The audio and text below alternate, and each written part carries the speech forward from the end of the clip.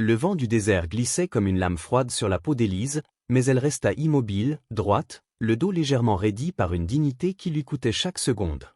Dans la grande maison poussiéreuse où son mari avait grandi, personne n'osait soutenir son regard.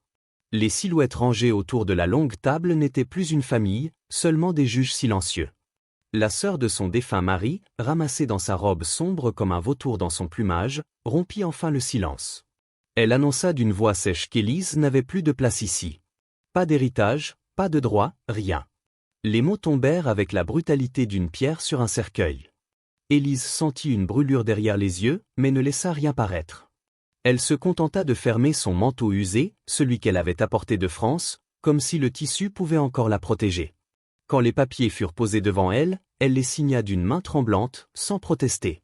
Son nom, si soigneusement enseigné par son père autrefois, paraissait soudain étranger sur la page.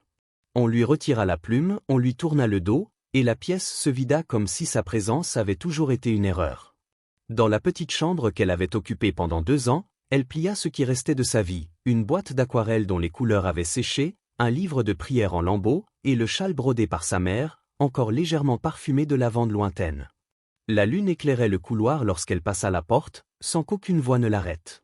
Son pas résonna dans la cour de terre battue, puis le silence retomba, un silence qui ressemblait à un abandon final. Elle marcha des jours entiers, sans cheval, sans argent, croisant parfois un chariot qui ne lui jetait même pas un regard. Les nuits, elle s'abritait dans des granges vides, serrant contre elle son châle pour se rappeler qu'elle avait autrefois appartenu à quelqu'un, quelque part. Ses pensées se perdaient dans les souvenirs de sa Provence natale, des collines dorées, des vendanges, des rires. Tout cela semblait maintenant appartenir à une autre femme, une femme entière, qui n'existait plus.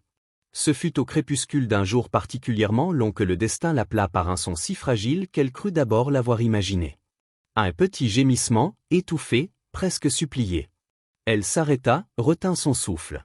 Puis un second cri, plus faible encore. Élise quitta le chemin, ses bottines s'enfonçant dans le sable rouge, et descendit prudemment vers une ravine où la lumière ne parvenait plus. Son cœur battait fort, un rythme ancien qu'elle croyait perdu. Là, dans l'ombre, elle aperçut une silhouette minuscule, recroquevillée près d'un wagon renversé.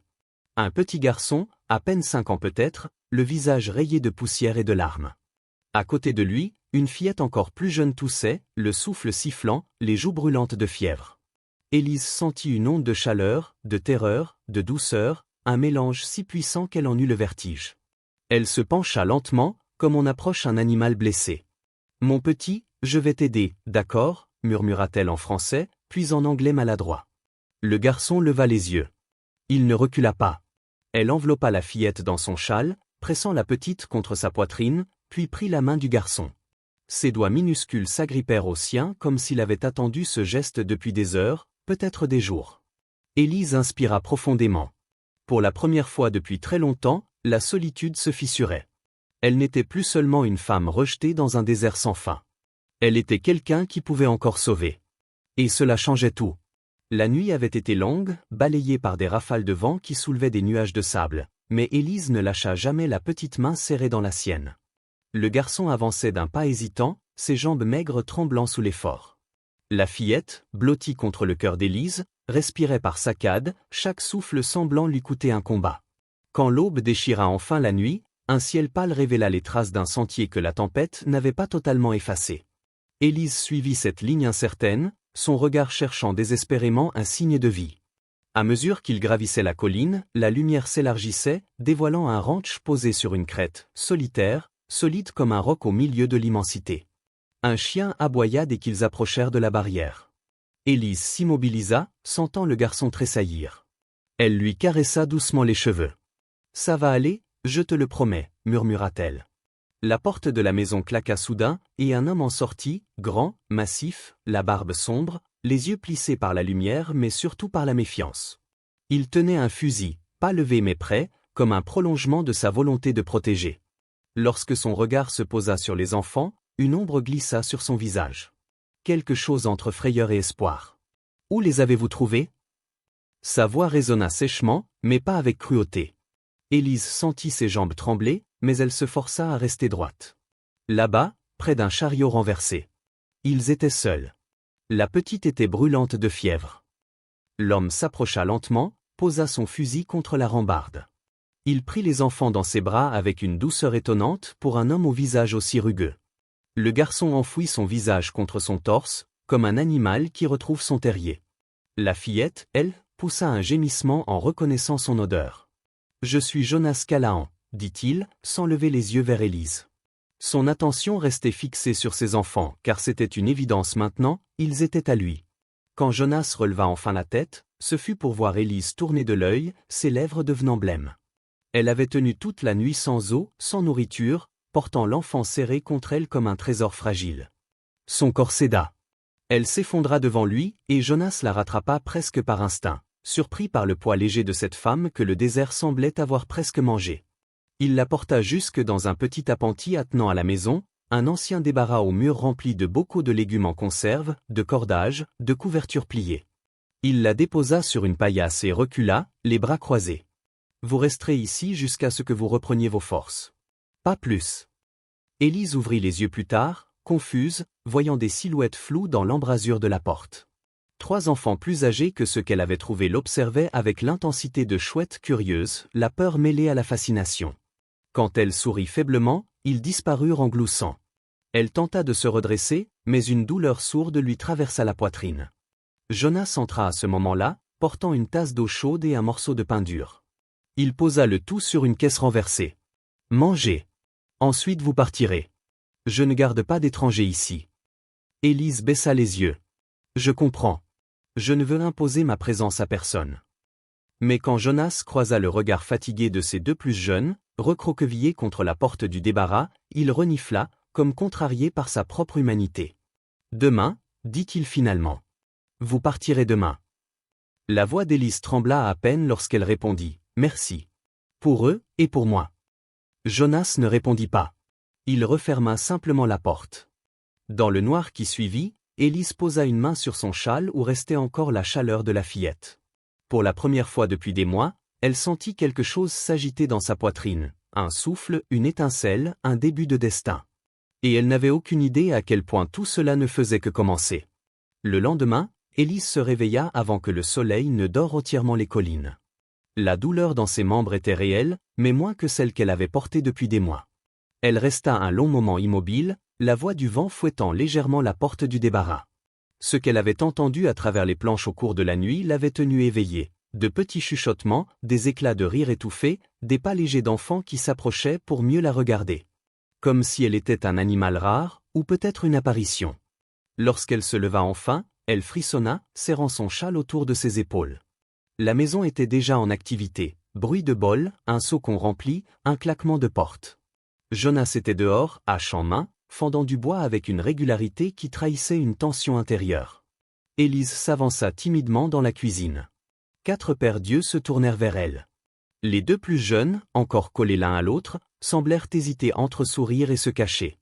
L'aînée, une fillette au regard trop sérieux pour son âge, resta droite comme une sentinelle, observant Élise avec une méfiance polie. Le garçon du milieu, mince et nerveux, triturait un morceau de ficelle sans la quitter des yeux. Élise sentit un sanglot ancien remonter mais elle l'avala. Elle nota les casseroles vides, le pain rassis, les maigres provisions. Sans dire un mot, elle retroussa ses manches, comme elle l'avait fait 1000 fois en Provence, et se mit à préparer un repas simple, une soupe de légumes, quelques pommes de terre rissolées, des œufs battus dans un fond de lait. Les enfants la suivaient du regard comme on suivrait la construction d'une maison en plein désert. Quand elle posa les assiettes devant eux, elle se recula, par modestie autant que par habitude. « Vous n'en prenez pas ?» demanda l'aînée, méfiante mais intriguée. « J'attendrai plus tard » répondit Élise. En réalité, son ventre criait famine, mais elle savait reconnaître ceux qui avaient besoin avant elle. Quand Jonas entra, les assiettes étaient déjà entamées. Il s'arrêta net, surpris par l'odeur chaude qui emplissait la pièce. Les enfants mangèrent sans attendre son approbation, ce qui le frappa encore davantage. La petite, celle qu'Élise avait portée toute la nuit, souriait malgré sa toux. Jonas la regarda longuement, puis posa son regard sur Élise. « Vous n'étiez pas obligée, dit-il sèchement. Elle hocha lentement la tête. « Je sais. Mais ça m'a semblé juste. » Cette simplicité le désarma plus qu'elle ne l'avoua. Il détourna les yeux vers le feu, comme pour reprendre le contrôle de son propre visage. Le repas terminé, Élise voulut quitter la cuisine, mais la fillette aînée s'approcha d'elle, tenant une chemise d'homme au tissu arraché. Vous pourriez réparer ça? Papa n'a pas le temps, et moi je ne sais pas. Élise prit la chemise comme on reçoit une mission sacrée. Bien sûr. Je peux essayer. L'enfant acquiesça doucement, puis s'éloigna, presque rassuré. Ce fut ainsi que les heures suivantes s'enchaînèrent. Élise reprisa, rangea, caressa la tête d'un des plus jeunes lorsqu'il éternua. Peu à peu, la maison reprenait un souffle différent, léger, fragile, comme si le silence étouffant qui régnait avait enfin retrouvé une voix. L'après-midi, elle trouva un morceau de bois tombé près du hangar. Avec un vieux couteau qu'elle avait dans son sac, elle commença à sculpter des lettres, des formes simples, pour apprendre aux enfants les mots les plus doux, soleil, terre, frère, sœur. Le garçon du milieu approcha, fasciné. « C'est pour nous? » « Oui, » dit Élise. « Si tu veux apprendre. » Il hocha vigoureusement la tête. Du seuil, Jonas les observait. Il s'était approché sans bruit, et un instant, Élise surprit dans ses yeux quelque chose qu'elle n'avait pas vu depuis longtemps dans ceux d'un adulte, de la reconnaissance et peut-être une sorte de paix. Mais derrière cette paix, une ombre restait suspendue. Les murmures du village approchaient, et Jonas le savait. Élise, elle, ne l'apprenait pas encore. Pour l'instant, elle n'entendait que les rires d'enfants qu'elle n'aurait jamais cru entendre de si près. Le vent s'était levé dès l'après-midi, soulevant des tourbillons de poussière qui s'accrochaient aux fenêtres. Toute la vallée semblait retenir son souffle, comme si quelque chose de lourd et ancien s'apprêtait à se déverser du ciel. Élise, qui nettoyait encore la table du dîner, leva les yeux vers l'horizon. Des nuages noirs roulaient sur les collines, gonflés d'électricité. Les enfants, eux, avaient cessé de jouer sans qu'on le leur demande, pressentant l'orage avant même qu'il n'éclate. Le premier éclair frappa si près que la maison en vibra. Jonas sortit aussitôt, son chapeau plaqué contre la tête par le vent. Un second éclair dévoila, dans une lueur blanche, un PN de clôture renversé et une fumée fine s'élevant vers le ciel. Élise sentit un frisson glacial courir le long de sa colonne. Jonas courut vers l'enclos, et sans même réfléchir, elle attrapa son châle et le suivit. Le tonnerre grondait comme une bête blessée tandis qu'elle traversait la cour boueuse. Une odeur de brûlé monta jusqu'à elle, lui nouant la gorge. À l'intérieur de l'enclos, un jeune bouvillon paniquait, une patte coincée sous une traverse tombée. Jonas s'acharnait à soulever la barre, mais le bois était massif, trempé, et chaque soubresaut du bouvillon risquait de le faire glisser davantage. « Reculez !» lui cria Jonas en la voyant approcher. « C'est dangereux. » Mais Élise ne ralentit pas. « Je n'irai nulle part tant que cet animal souffre, » répondit-elle, haletante mais résolue. À deux, ils parvinrent à basculer la traverse sur le côté. Le bouvillon fut libéré et fila aussitôt dans l'obscurité. Jonas resta un instant immobile, les mains posées sur ses genoux, respirant lourdement. La pluie commença enfin à tomber, d'abord quelques gouttes épaisses, puis une averse violente qui se mit à marteler leurs vêtements. Élise sentit tout son corps frissonner. Le vent, qui s'était infiltré sous son châle, la transperçait. Jonas se redressa, en la voyant chanceler, s'approcha brusquement. « Vous êtes trempé. Vous allez attraper la mort. » Elle tenta un sourire, mais ses lèvres tremblaient. « Je vais bien, juste un peu. » Ses genoux fléchirent. Jonas la retint, la soulevant sans effort, avant de la ramener vers la maison en courant presque. Les enfants attendaient près de la porte, les yeux grands, effrayés par l'orage et par l'état d'Élise. Jonas les envoya chercher des couvertures, puis installa Élise près du poêle encore tiède. La chaleur mettrait du temps à rattraper le froid qui s'était infiltré dans ses os. Elle frissonnait encore quand Jonas revint avec une tasse fumante. Il posa le breuvage devant elle, s'assit sur un tabouret, le regard fixé sur le feu. « Pourquoi avoir fait ça? Vous auriez pu vous blesser. » Élise tenta de répondre, mais sa voix n'était plus qu'un souffle. Jonas dut se pencher pour entendre. « Je ne pouvais pas vous laisser seul. Pas dans ce danger. » Il resta silencieux, mais ses mains serrèrent la tasse comme s'il craignait qu'elle glisse de ses doigts. L'orage grondait toujours, mais dans la pièce, une autre tempête se calmait doucement. Il leva enfin les yeux vers elle. Dans ses pupilles encore dilatées par l'adrénaline, Élise crut voir un tremblement de peur. Pas la peur du danger, non, mais celle de perdre quelque chose qu'il n'avait pas encore compris qu'il tenait déjà. Cette nuit-là, elle dormit mal, fiévreuse, mais jamais seule. Les enfants se relayaient pour vérifier sa couverture, poser une main sur son front, déposer une figurine ou un petit caillou poli qu'ils jugeaient magique. Jonas, lui, restait dans l'ombre du couloir, pensif, silencieux, veillant sans l'admettre. Le lendemain, lorsque sa fièvre tomba, La petite fille qu'Élise avait portée dans son châle se glissa contre elle et murmura « Maman Élise ». Ce fut si doux, si fragile, que Jonas, qui avait entendu depuis la porte, ferma les yeux. Non pas pour refuser ce mot, mais parce qu'il commençait, enfin, à l'accepter. La semaine suivante apporta un calme trompeur sur le ranch. Les enfants couraient à nouveau dans la cour, leur rire se mêlant au bruissement du vent. Élise s'était remise, plus pâle qu'avant, mais debout, active, vivante. Jonas semblait lui aussi changer, plus attentif, moins replié derrière son silence habituel. Pourtant, quelque chose flottait dans l'air, un murmure trop insistant, un frémissement de danger qui n'avait rien à voir avec les orages du ciel. Les rumeurs. Elles arrivaient par les vents du village comme une poussière qui s'insinue sous toutes les portes. Une femme étrangère, disait-on. Une veuve sans enfant, sans passé clair. On la voyait trop souvent près des enfants Canaan. On la décrivait comme ambitieuse, manipulatrice, habile à tisser ses pièges. Certains affirmaient même qu'elle avait attiré Jonas dans un sort, lui qui n'avait pas encore cessé de porter le deuil de sa femme. Élise avait entendu les murmures sans vouloir y croire. Jonas, lui, gardait la mâchoire serrée, conscient que les langues du village étaient plus tranchantes qu'un couteau mal aiguisé. Mais rien ne les prépara au jour où 6 silhouettes, hautaines et droites comme des piquets plantés dans la terre, apparurent devant la maison. Jonas ouvrit la porte. Sur le perron se tenait Mrs. Hargrove, veuve d'un marchand du village, entourée de femmes qui semblaient prêtes à assister à une exécution. Elles ne saluèrent pas. Elles ne sourirent pas. Elles entrèrent comme si la maison leur appartenait. Élise, alertée par les voix dures, arriva dans la pièce, essuyant ses mains sur son tablier. Les femmes se tournèrent vers elle avec un mélange de dégoût et de condescendance chaleureuse. « Madame Marceau », commença Mrs. Hargrove d'une voix trop sucrée pour être sincère, « nous avons entendu des inquiétudes. Le bien-être des enfants Canaan nous préoccupe. Jonas est un homme estimé ici. Vous, en revanche, vous êtes une inconnue. Une étrangère. Et surtout, une femme sans héritage. » Élise sentit un froid glacial dans sa poitrine. « Je ne veux de la place de personne, » dit-elle doucement.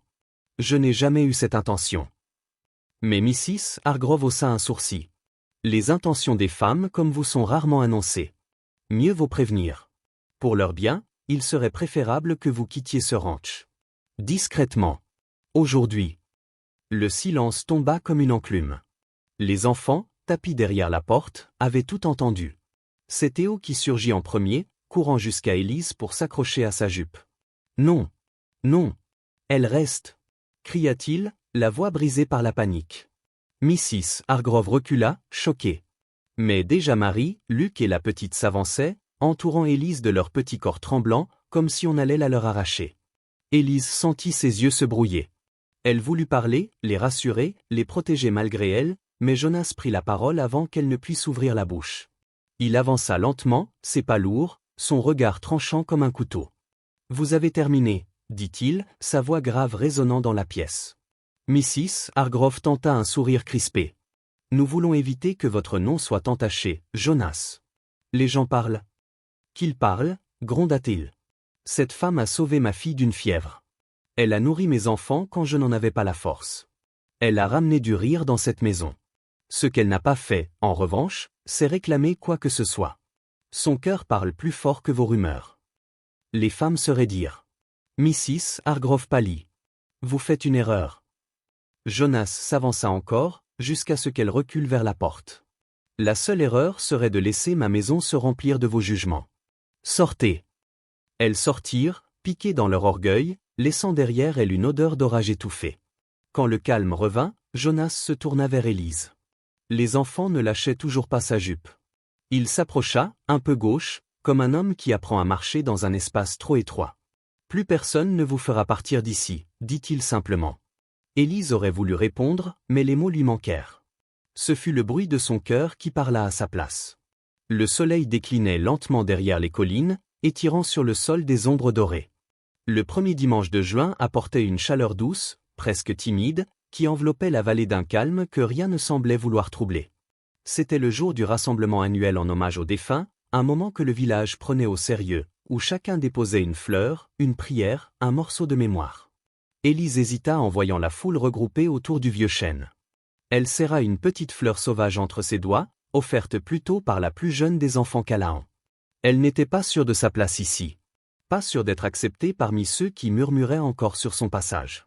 Mais quand elle sentit une petite main glisser dans la sienne, tout doute vacilla. Marie, droite et calme, la regardait avec un courage tranquille. Jonas se tenait un pas en avant, ses épaules larges se détachant sur la lumière du soir. « Viens », dit-il simplement. Ils avancèrent ensemble, un détail qui fit tourner plusieurs têtes. Le silence s'étira, teinté d'étonnement. Jonas Callahan n'avait jamais l'habitude de se montrer ainsi, encore moins accompagné. Arrivés devant le chêne, les enfants déposèrent leurs fleurs. Puis, sans prévenir, Théo s'accrocha à la robe d'Élise et murmura assez fort pour être entendu. « Maman Élise, tu dois aussi mettre la tienne. » Le mot tomba comme un rayon de lumière au milieu d'un ciel gris. Plusieurs personnes sursautèrent. D'autres baissèrent les yeux, émus malgré eux. Élise resta figée, le cœur battant si fort qu'elle en sentit presque la douleur. Jonas, lui, sourit doucement, un sourire rare, presque secret, avant d'aider Théo à s'écarter pour qu'elle puisse avancer. Alors elle posa sa fleur, ses doigts tremblants. Non pas de peur, mais de reconnaissance. La reconnaissance d'être enfin vue autrement que comme une étrangère venue de trop loin. Un vieil homme s'approcha ensuite, avançant lentement avec sa canne. Il avait le regard clair de ceux qui ont trop perdu pour juger encore. « J'ai entendu le petit vous appeler maman. » Ça, mademoiselle, c'est un mot qu'on ne dit jamais à la légère. Dans ce monde, c'est peut-être le seul mot vrai qu'il nous reste. Élise sentit ses yeux brûler. Jonas posa une main protectrice dans son dos. La journée s'étira ainsi, dans un mélange étrange de pudeur et d'acceptation. Et quand les gens commencèrent à s'éloigner, Jonas resta près d'elle, les enfants s'accrochant à ses jambes ou jouant dans les herbes hautes. Puis il se tourna vers Élise, les mains légèrement tremblantes, chose qu'elle ne lui avait encore jamais vue. « Il y a quelque chose que je dois te montrer », dit-il d'une voix plus grave que d'habitude. Il sortit de sa poche un petit anneau tressé en fibre de foin, maladroit, irrégulier, fragile et pourtant infiniment précieux. C'est Marie qui l'a fait. Luc en a fait un autre. Les petits, eux, ils ont dit qu'ils voulaient une vraie famille. Et je veux la même chose. Élise porta une main à sa bouche, suffoquée par l'émotion. Jonas inspira profondément. Je ne demande pas de remplacer qui que ce soit. Je te demande juste de rester. Avec nous. Si tu le veux. Les enfants s'immobilisèrent, les yeux grands ouverts, suspendus à la réponse d'Élise. Et elle, les mains tremblantes, vit soudain défiler tout ce qu'elle avait fui, tout ce qu'elle avait perdu, et tout ce qu'elle venait sans le savoir de retrouver. Elle prit l'anneau. Ses doigts frôlèrent ceux de Jonas. « Oui, » murmura-t-elle. « Oui, je veux rester. » Leurs fronts se touchèrent dans un geste simple, tendre, sans témoin autre que le vent du soir. Les enfants les entourèrent immédiatement, riant, criant, serrant leurs mains, leurs robes, leurs jambes, comme pour s'assurer qu'ils ne s'échapperaient plus jamais. Plus tard, quand la nuit tomba et que le foyer du ranch illumina les visages rassemblés autour de la table, Élise sentit enfin en elle une paix profonde, une paix qu'elle croyait perdue à jamais. Pas parfaite, pas écrite à l'avance. Mais réelle. Vivante. Et alors que sa voix, douce et posée, se mêlait au crépitement du feu, elle adressa un dernier sourire, presque complice, à ceux qui l'écoutaient. Si cette histoire vous a touché, n'oubliez pas de laisser un petit like, de vous abonner, et de la partager. Les belles histoires méritent toujours de voyager.